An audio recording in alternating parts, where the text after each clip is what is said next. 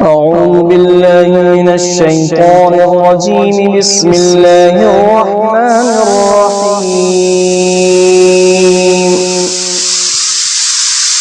يا أيها الذين آمنوا لا تلهكم أموالكم ولا أولادكم عن ذكر الله، ومن يفعل ذلك فأولئك هم الخاسرون.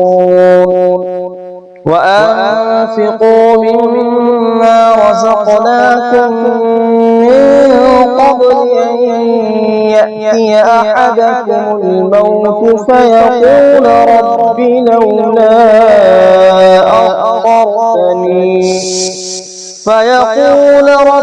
لولا أخرتني إلى أجل قريب فأصدق وأكن من الصالحين، ولن يؤخر الله نفسا إذا جاء أجلها، والله خبير بما تعملون.